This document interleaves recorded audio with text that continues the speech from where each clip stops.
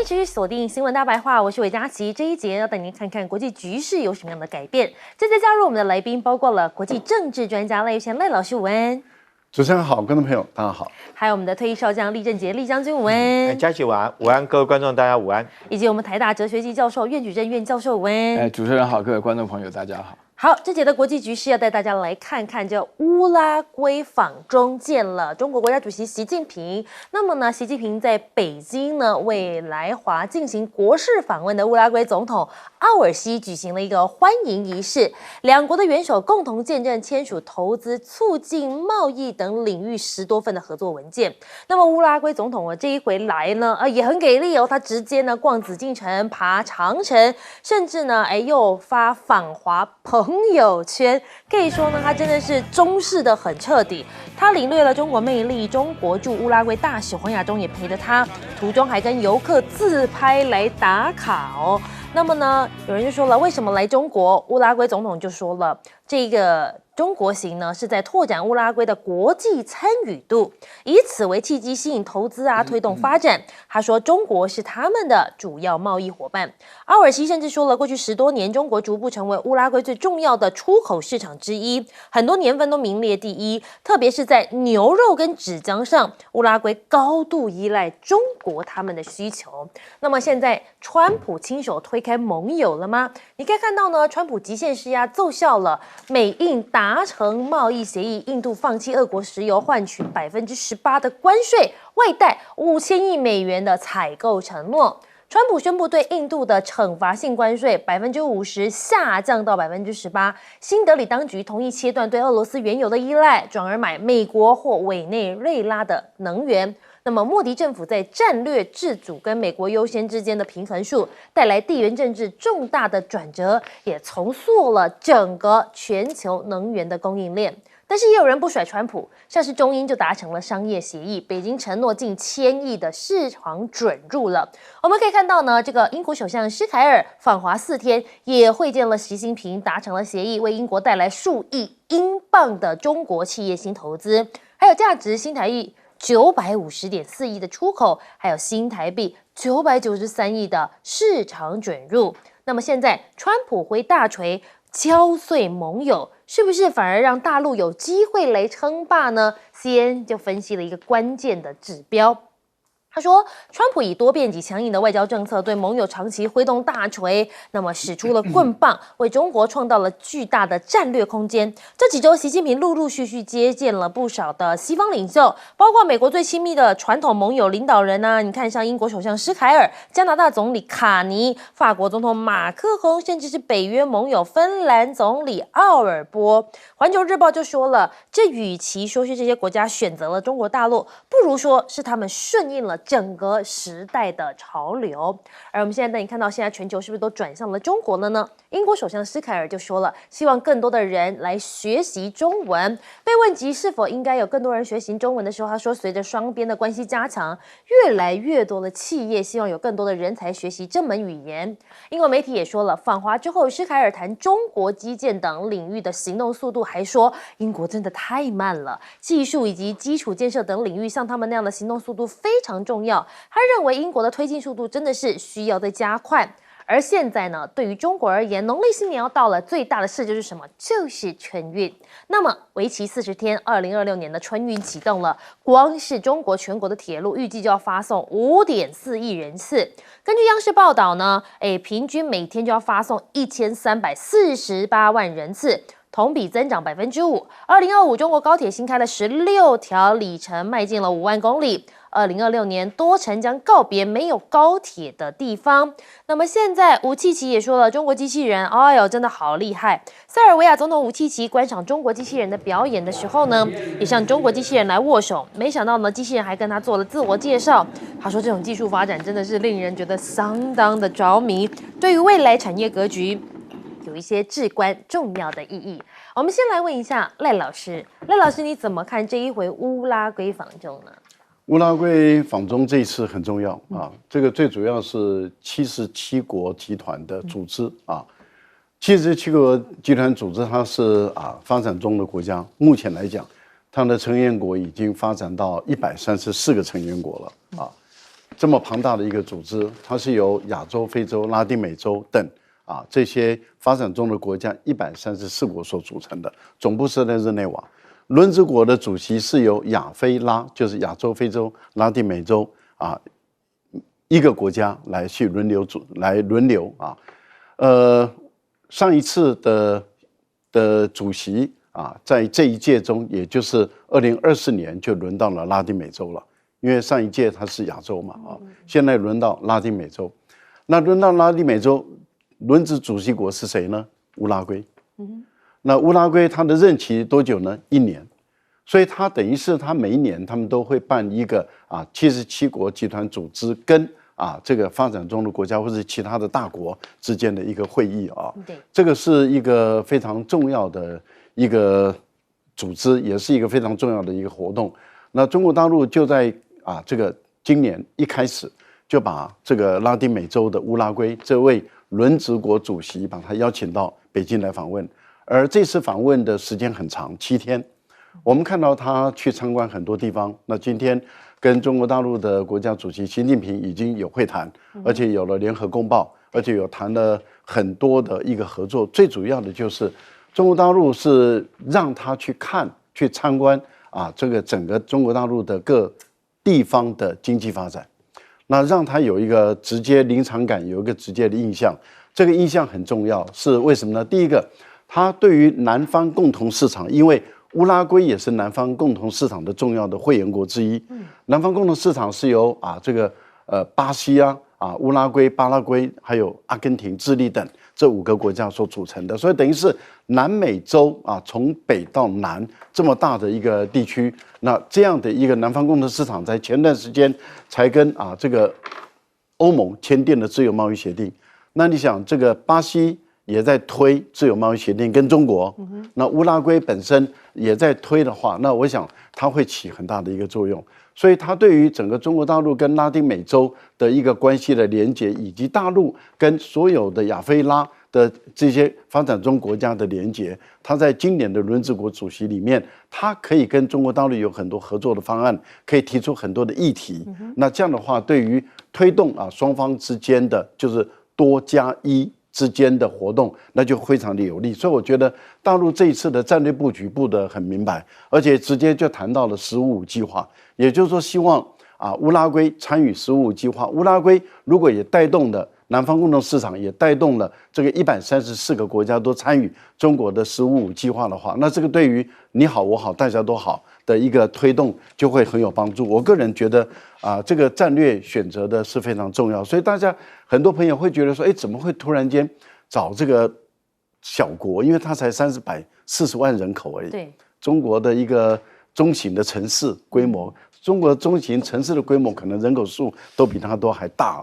那它国土面积虽然大，但是人口数很少。但是怎么会这么高礼遇的来对待这位乌拉圭的这位国家的总统？然后乌拉圭的总统在中国大陆停留那么久的时间，我们就可以看到，这是中国的整个拉丁美洲跟发展中国家，也就是南共体以及南方这个集团的这个国家的发展是一以贯之，没有停止过。前段时间习近平在跟鲁拉的通话中也谈到了，也就是说，发展中的国家永远站在一起。中国不管发展到什么阶段，它永远是发展中国家的一份子。那这是代表大陆不管它的很多的省市地方都已经到已开发的国家，甚至高度发展的国家了的地区了，但是它的态度跟立场还是站在发展中国家的角度。我觉得这一点拥抱群众是很重要的，拥抱这个联合国190几个国家中134个国家这个大群众确实是很重要。另外，我个人高度怀疑这个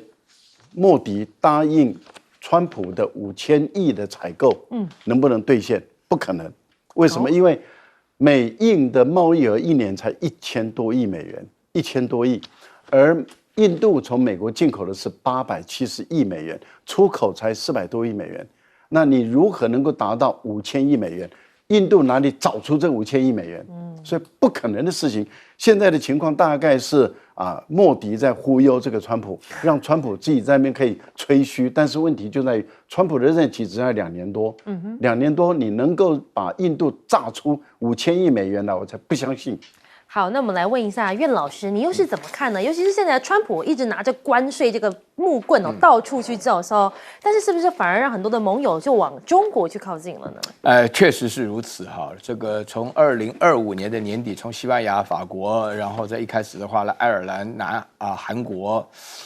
然后一直到了这个加拿大，然后这个英国，然后这个接下来2月份的话呢，这个莫茨就德国的总理也会来。那么这个巴拉圭的话呢，这边情况，巴拉圭的话呢，其实讲起来也相当重要啊。我觉得它当中有一个细节，大家没有提到，就是1930年刚开始有世界杯足球赛的时候，巴拉圭就是冠军了。所以说这跟巴拉圭这合作，除了牛肉跟子酱以外，还有一个很多的足球学校啊。大陆真的是也满心满心想要推动自己的足球运动。不过我觉得这里头的话，最重要说明了3件事情。刚刚主持人问到我说，川普这个大棒乱挥的一个结果啊，现在基本上到了被人家看破手脚的地步那么就是连印度人也知道，对于美国来讲，先答应，到时候再怎么说，另外再做那么实际上的情况下，那么这个川普现在很生气认为韩国答应说要这个投资迟迟不肯动手然后立法机构没有通过就是说15%跳到25%就随便他乱加了那么这个时候呢，就是对于一个这样子的一个重要国家的领导人讲话一点诚信都没有，可以随便就变的话呢，这个确实是让盟邦非常惊讶。然后第二点呢，我必须要谈到这个英国这个国家非常特殊。英国国家特殊的原因的话呢，大家知道这一次跟美国杠得最凶的是加拿大的总理那个叫做 Mark Carney。卡尼呢跟那个美国的川普杠得很凶的，但是他最主要的一个身份的话呢，因此我知道卡尼身份是做英格兰银行的行长那么卡尼本身来讲，同时具有爱尔兰英格兰跟那个加拿大的国籍。那么在这种情况之下的话呢，卡尼首先做一个开端，然后英国的话呢就直接步入的话，大家不要忘了，英国的话呢本身是大英国协的一个主要的一个领导性的国家就是说是这个骆驼就是再瘦的骆驼也是比马大的大家要了解，就是说是英国的转向，尤其是阿斯利康的投资啦，还有这个里头当中也有一个比较重要的细节，大家都没有注意到，就是说是这个香港的这个财经这个股市的话呢，是这个上海或跟伦敦。还有香港，他们之间，尤其是香港是这个离岸的人民币当中的一个主要的地方。然后另外的话呢，香港选择的一个交换的一个单位的话呢，就是在伦敦。所以英国本身在财经所扮演的角色是极为重要。那么在这里头当中来讲的话呢，我个人会觉得说是这个大陆从2026年开始的话呢，外交政策获得了非常的进步之外，还有非常大的成功。最重要的原因的话呢，我是觉得大陆的外交政策基本上是先是强调压制美国因为美国的话呢，就是对大陆也有压制嘛。然后另外的话呢，就是要搞死日本。所以我相信大家短期内是看不到日本有任何的领导人会到中国来访问。然后剩下来的话呢，通通是好朋友不管你是有钱的、富有的、开发的、未开发的，什么通通都无所谓其实也没有未开发的，就开发中的或者说是已开发的国家，那么都是好朋友。那么在这种情况下的话呢，就是大陆在外交的场合要制造出一种氛围，就是这个不用挖就是美国的盟邦，我对你来讲的话呢，就是这个尽量多交朋友。但是对于美国的做法上来讲，大陆已经看得很清楚，这是个千载难逢的机会所以说呢，他们这些国家，包含加拿大、英国什么，他们都是说睽违了8年、9年之后这段时间的话呢，是他们听美国话的时间。这段时间的话，现在应该算是已经过去了。好，那我们持续来请教一下厉将军农历春节要到了，大陆的盛事就是春运，今年的感觉运量又更加的多了，您怎么看呢？首先在这边祝这个两岸之间的同胞这个新年快乐。中国人都是很勤奋的啦，大概每年大家都是经常，尤其是大陆这个土地面积这么广大，都是在外地工作。那等到过年的时候，要利用这几天假期，赶快回家跟家人团聚讲起来也有它辛酸一面，但是也有温馨的一面。但是以前来讲，我记得我年轻的时候，每次讲到大陆的春运那真的是人山人海，所有火车站挤满了人。以前有一部电影叫这个囧》那部电影，我想说各位观众可能有看过有印象，他就描写大陆春运的时候回家有多这个中间路途之中所发生的很多辛苦的过程，还有很多的故事哈。当然他是用笑话的方式来演出，但是其中也表达出来中国人在回家过年这段路的辛苦。但是今年慢慢我们改善了，看到中国大陆8纵8横的这种16条的高铁陆陆续续都已经完工。那高铁运输当然是一般铁路运量的好几倍哈，然后运输速度更快，可以让大陆的这种因为它的基础建设，可以让家人很快可以回到家里。跟家人团聚，可以更多的时间跟家人在一起。其实我特别感触非常深刻了，因为以前我常年在部队，每一年过年的时候，这个阿兵哥回家，其实那也都是挤火车挤得受不了，然后好不容易回到家了，然后没2天就赶快待家待不了多久，又要赶回部队去收假哈。这个因为火车大概从台北到高雄，有时候动辄10几个小时那么久，那现在有高铁确实是方便很多。那我补充讲一下，莫迪哈。这个真的是老狐狸一个，大家不要小看他哈。说这个答应美国5000亿，第一个刚刚赖教授也讲了嘛，第一个他是忽悠川普不可能的，第二个哈，你不要看他第一个得了便宜又卖乖，他这个关税可以从美国的关税从50%降到18%哈。虽然说他不买俄罗斯的油，他现在。他答应买谁的油？你知道，委内瑞拉的油，哈，刚好又可以跟美国做一个朋友。然后美国这个我们都知道，他这个强取了委内瑞拉的油之后，他现在要替委内瑞拉这个卖油嘛，他就是卖到印度去。除此之外，哈，他为什么可以这个不跟俄罗斯买油呢？我跟大家不要忘了，他前2天跟这个欧洲来讲刚签了一个这个 FTE 的这种自由贸易协议，哈。那他可以得到这么大的一个好处，当然欧洲这时候也是因为被川普搞的，他非要赶快跟这个印度最大的一个人口14亿人口的市场签订这自由贸易的协议，所以说这个莫迪在这一把来讲，其实我认为他是占到便宜了，虽然说他不跟俄罗斯买石油，或许他的油品质油的价格可能会贵一点。可是它在其他方面它可以补过来，譬如说关税，它从50%降低到18%哈。譬如说跟欧洲的贸易，它可以省掉很多关税，所以事实上它是占到便宜的。大家不要以为说是，他答应了美国好像吃亏了，没有，莫迪果然是万夫莫敌，他还是天下无敌的。但是我们这件事情可以看出来，当这个俄罗斯的油不能再卖给印度来讲的话，它油会卖给谁？我觉得很明显嘛，它就会加大卖给中国大陆，所以中国大陆对这件事情也会是占便宜。那俄罗斯卖的油可能给中国的油，那中国更有空间去谈这个石油的价格，还有包括天然气更有空间去谈的。所以我觉得这方面川普做这把下去可能真的是获益最大的，大概就是中国大陆跟印度这2个国家。好，我们稍微休息一下，广告回来再带您继续聊聊国际局势。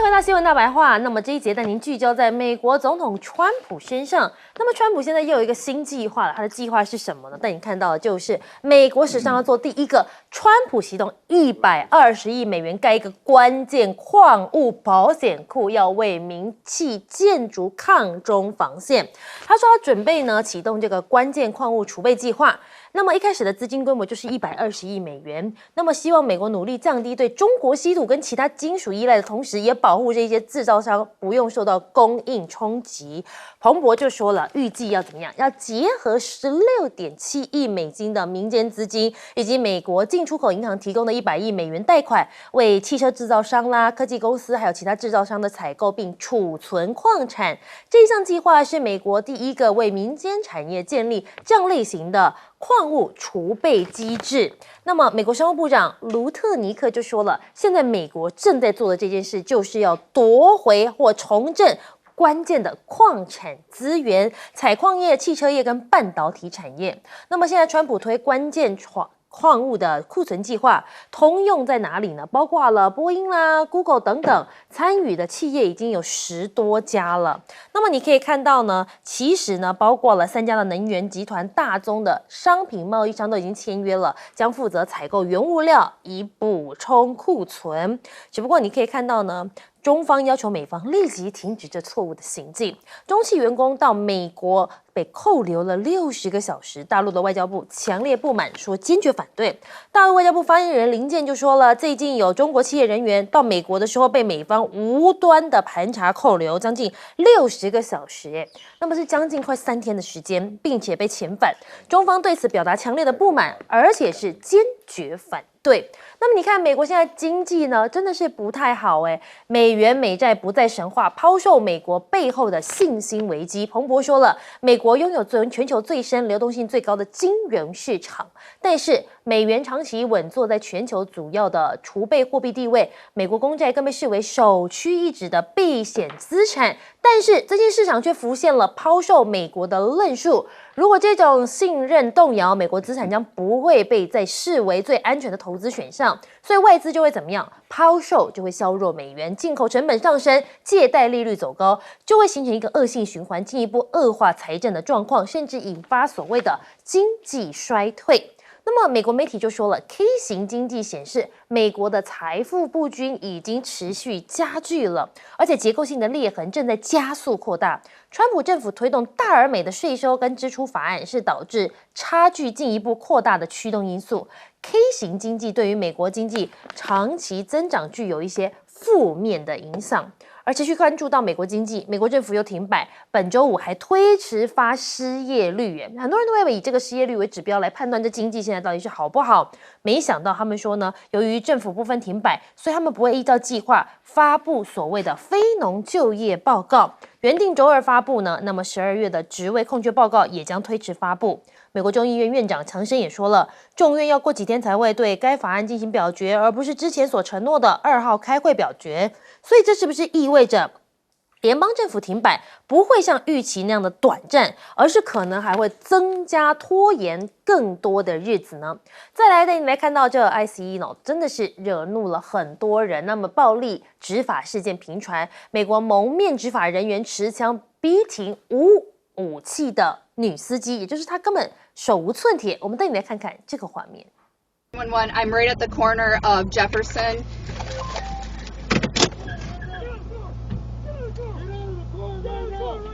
No, no, I will not. I will not get out of the car. No, no.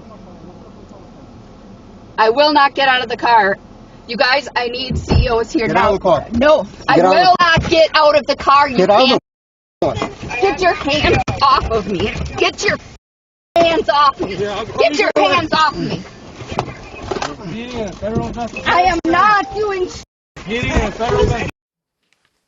好，可以看到画面呢，这一名女驾驶说：“我什么都没做，你为什么要这样子对我？”那么那个人就说：“你就是阻止联邦执法，而且他也蒙面，根本不知道他是谁。执法人员甚至帮他戴上手铐，导致他身体有很多的凹青，跟甚至有很多的擦伤。”好，现在全美都在反 ICE。那么波特兰催泪弹乱飞，明州停下低温人体牌 SOS。美国多处城市过去在周末持续上演反对的示威抗争。风暴中心明尼苏达州的民众透过骑单车在结冰的湖面排出了 SOS 的字样。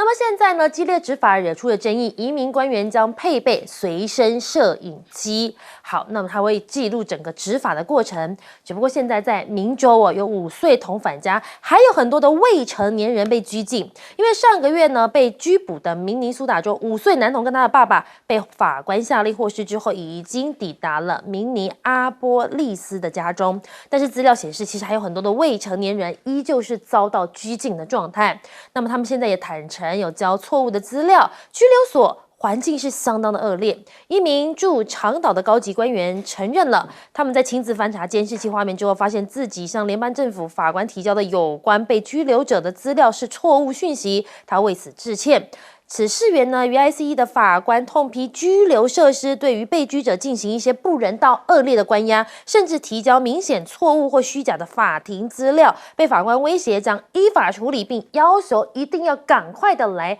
改善环境。好，我们可以看到美国现在的状况真的是不太好。我们先来问一下赖老师，赖老师你怎么看？我觉得有关于川普他想成立这个矿产储物单位来作为对稀有矿产的一个价格的一个控制还有就是它的供应这个部分。您看到了它的这个银行愿意提供的是100亿美元的贷款，但是是10年，所以1年大概就10亿多啊。对。可是问题是这样子，现在是中美之间都在跟时间赛跑，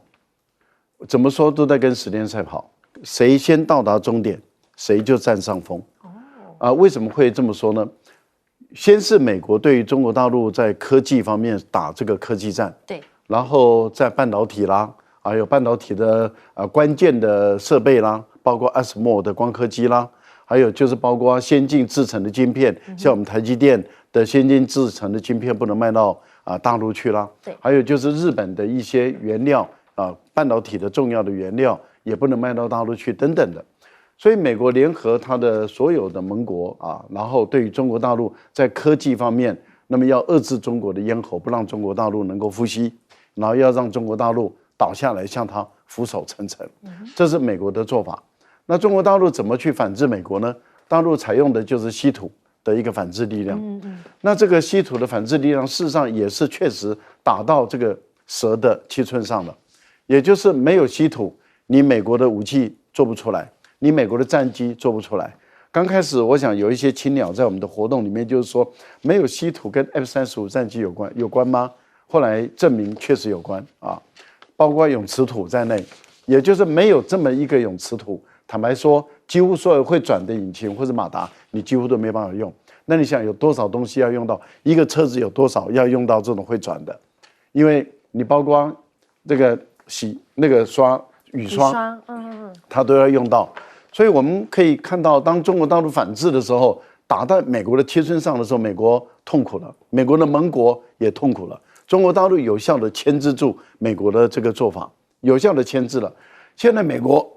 当然想摆脱中国大陆的这个牵制，中国也想摆脱美国的牵制嘛。所以双方都投下钱、投下人力、投下科学家，然后大专院校也都投进来了。对，那也就是说彼此之间在相互的竞争，谁先达标，谁就占上风了。也就是说，如果中国大陆克服了所有的 ASML 定理的东西，半导体的先进制程也都能够做出来了。那坦白说，中国大陆完全可以把稀土更加的紧缩，你美国只能俯首称臣。所以对美国来讲，他也在预防这一点，因为彼此之间都在赛跑。可是美国在稀土方面要摆脱对中国大陆的依赖，靠这100多亿美元，我觉得第一个钱不够。第二个没有人才，第三个时间不在美国人手中。好，我们持续来请教厉将军，你怎么看？我们刚才看到一个很震撼的画面，是蒙面人直接把人从车上拖下来，这位女驾驶，您怎么看这样子的动作呢？我想现在美国的 IC 等于说对美国人来讲的话，是已经变成全民公敌，然后甚至于是过街老鼠在那喊打几乎全民美国全体的公民都在反对他。其实这个事情是其来有因的因为这个 IC 在美国的这种川普的要求之下，到处去捕捉所谓的非法移民但是而且他们还有这个每天要交的一个进度，每天你要捕捉到多少人，所以他们有业绩上的压力，必须要去逮捕这么多，每天给他的，比如说你每一天要逮捕到10个，他就到处去抓人嘛，抓到最后，为了达到业绩，他就不择手段。我们看到刚才这个镜头里面，他只要说是怀疑说你这个女子你是非法移民，他就这个直接去捕捉。那这种状况会造成2个现象，第一个就是说违反人权了，譬如说这个小朋友才5岁大而已他就用这个小朋友用这种很卑劣的手段，用这个小朋友当诱饵去骗他爸爸妈妈出来，因为他觉得他父母亲是不是非法移民，想要骗他爸爸妈妈出来，这是第一个。第二个来讲会造成什么情形呢？造成说美国的一些底层的一些就业人员，他会找不到工人譬如说是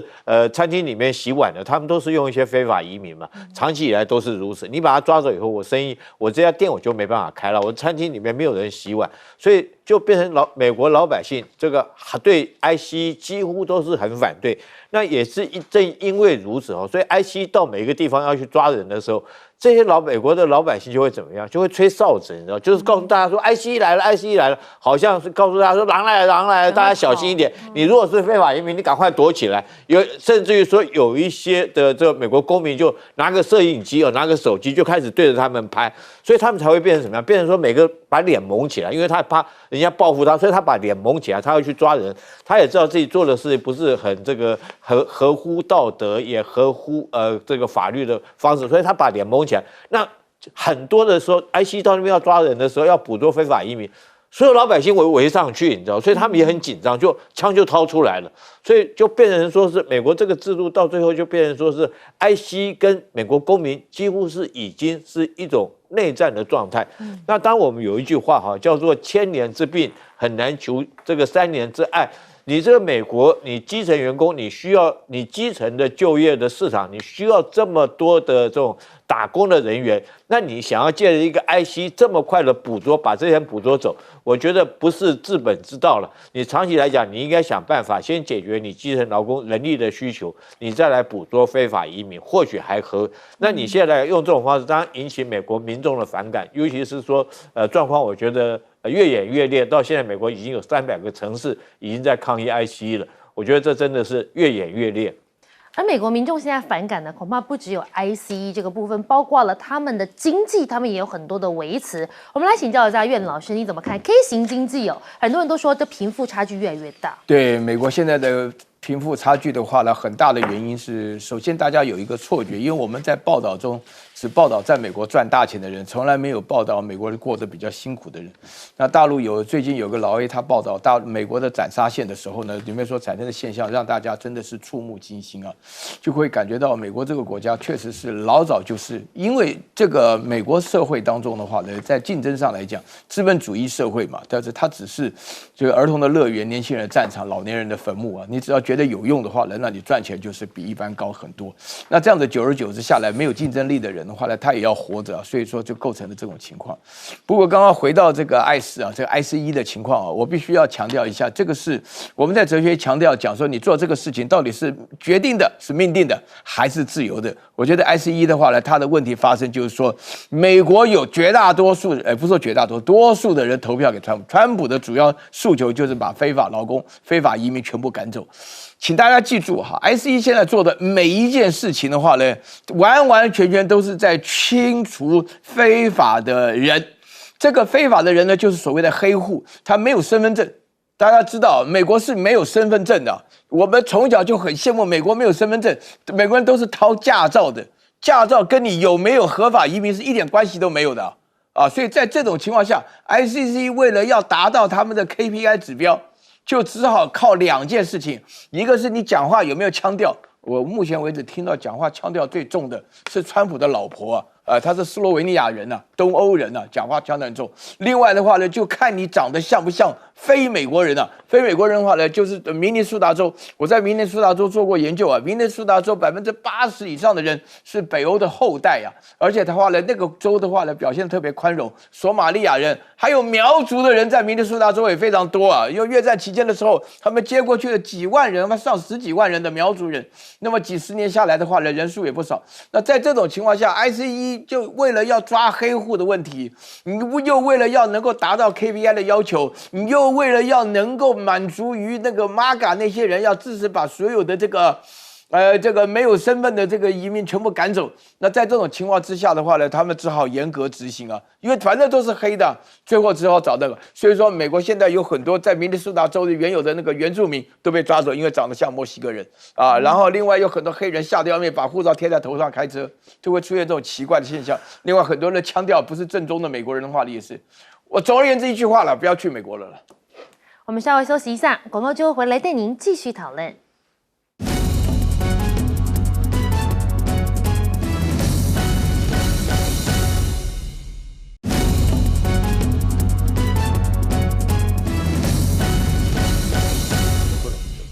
欢欢迎回到新闻大白话。那么持续带您来讨论国际的局势。不过这一回我们讨论近一点的，就是我们邻近的亚洲的日本。我们带您看到的是日本首相高市早苗呢，现在自民党是不是要重回巅峰了呢？高市早苗领军叛夺300席的修宪门槛，现在近在咫尺了。高市早苗宣布解散众议院，那么在2月8号进行投票改选。产经新闻跟富士新闻网综合民调显示，现在自民党有望能够单独过半，执政联盟呢，现在是有希望超过300席以上，甚至能够跨越发起宪法修正案的310席大关。那么日本众院选举花费已经破855亿日元了，平均每个人都要支出呢，大概是826日元。高市早苗说，日元的贬值是喜滋滋，被在野党反驳说：“你都不知道民众生活已经惨兮兮了吗？”高市早苗说，随着日元贬值，日本的外汇资金特别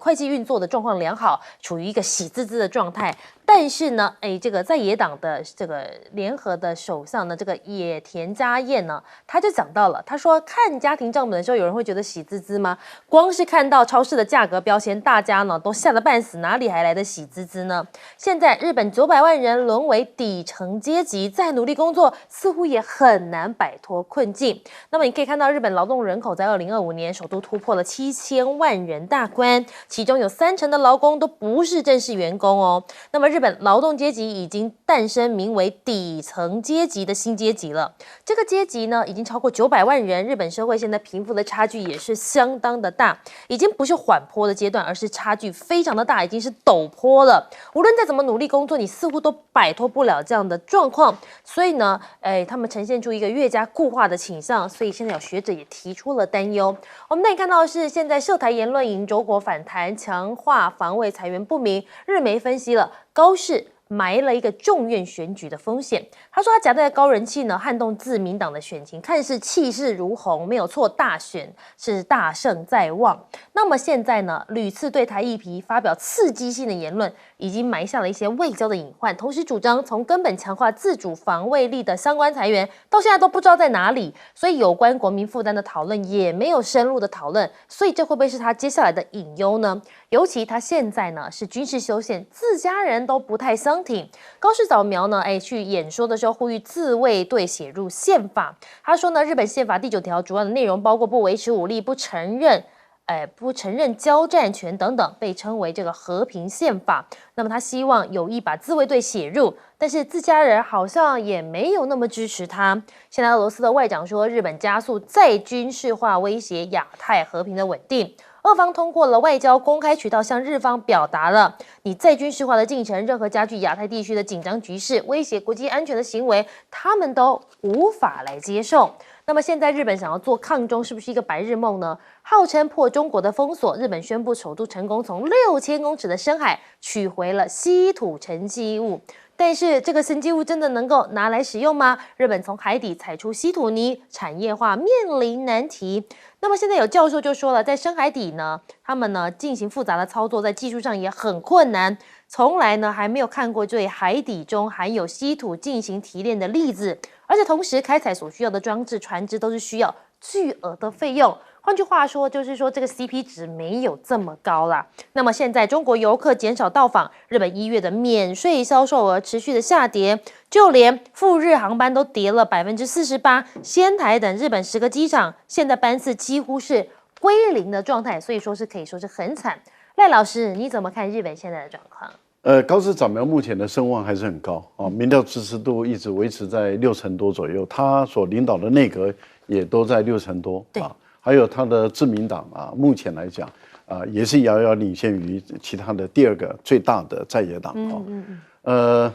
这样的一种推论，就是说认为390席，因为当初高市早苗的估算是360席正负30席，所以最高是390，最低是330啊。当时的估算是这样，那也就是说他一个党就可以过半数啊，这是他们当时最乐观的估计，所以高市早苗才解散国会，也就是说上台不到几个月之内就把国会解散，1年半里面一个日本选了3次的大选，这个对于日本来说确实是劳民伤财，而且对于以现在的国际局势这么的复杂啊，然后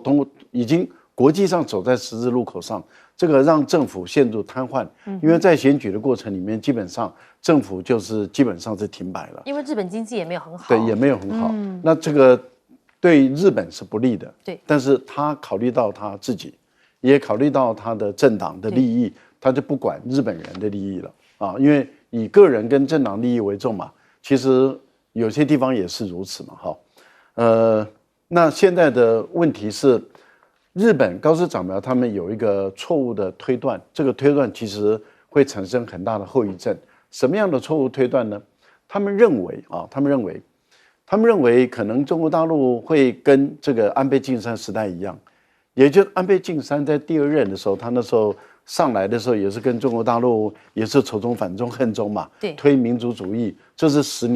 几年前的事了，大概是在2013年左右哈，10几年前。然后那个时候日本认为说，最后你看中日的关系还不是走向平稳，这个就是所谓的安倍晋三的这个全盛时期，也就是说从对抗，然后发展到最后中日好了，然后日本也已经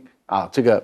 继续往前走了。所以他的估算里面，这次中国大陆也会一样，只要那个自民党大胜，然后只要他们继续对中国大陆采用这个强硬的态度，大陆就会妥协。他认为是这样，他也用这个来去说服日本的年轻人。所以目前来讲，日本的极右翼、日本的右派和日本的年轻人的票，其实就集中在高市早苗跟集中在自民党这边。可是我觉得这次高市早苗跟自民党他们的估算是绝对的错误。为什么？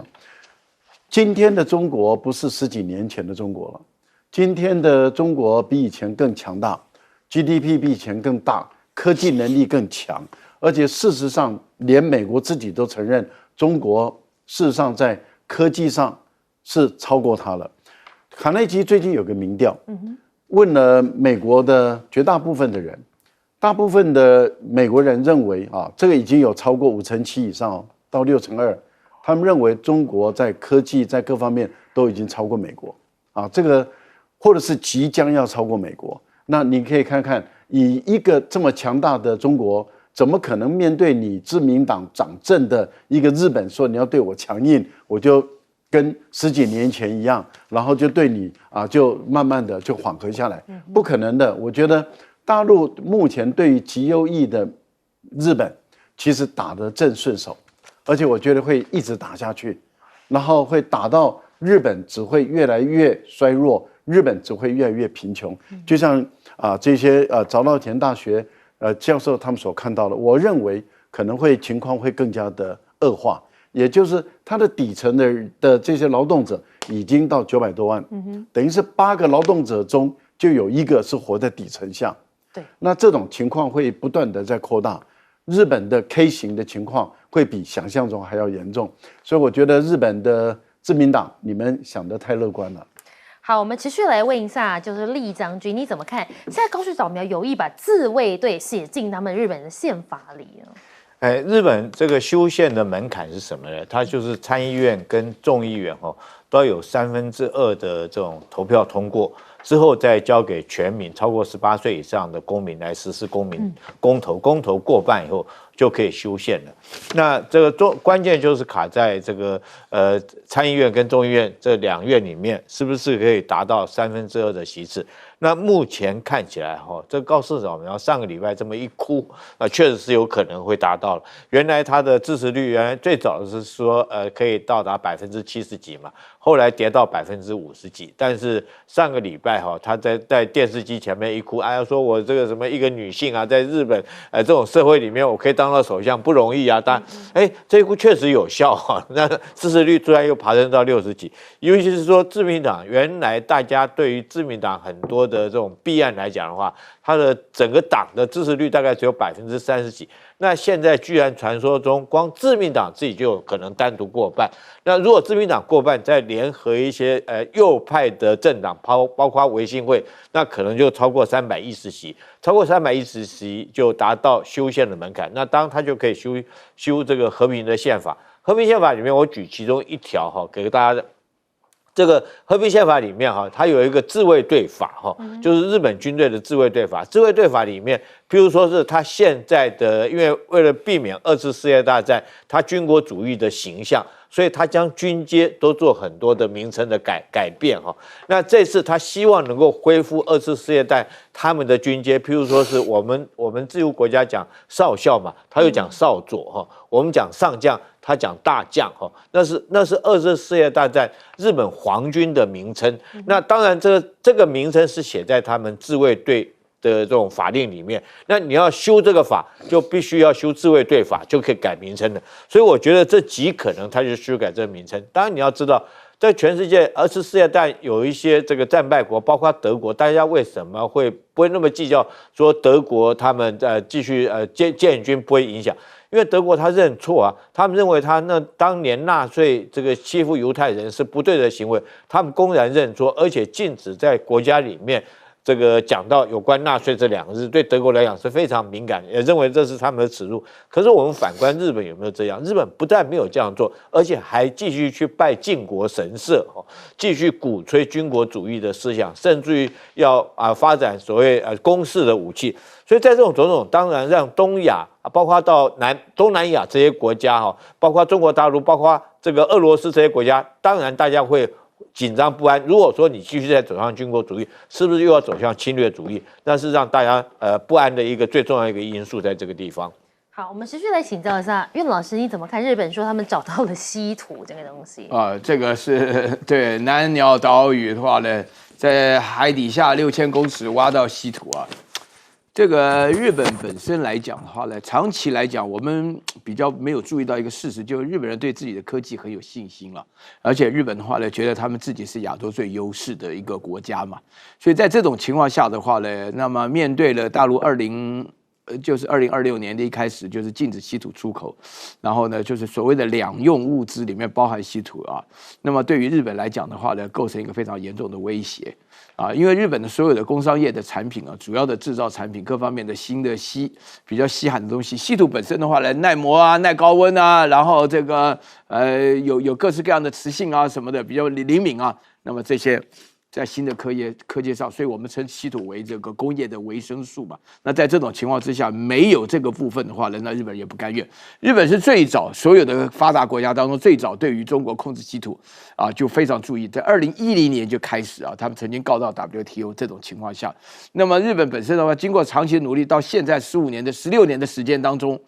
日本都没有解决稀土的问题，尤其有关于重稀土方面，几乎100%依赖大陆的进口。那么对日本来讲的话呢，它一定要制造一点消息。但是制造这个消息的主要的目的的话呢，说明了一件事实，就是日本人的话呢，就是昧于情势啊。那么这次包含了高市早苗的选举当中请大家稍微注意一下。那个如果说是因为日本只需要233席就可以这个继续让高市早苗当这个首相，然后310席的话，他可以修改他的宪法。那日本现在这个朝向的目的就是为了军国主义招魂，而这件事情的话呢，在大陆来讲的话，甚至包含俄罗斯来讲的话呢，都严重的提出警告。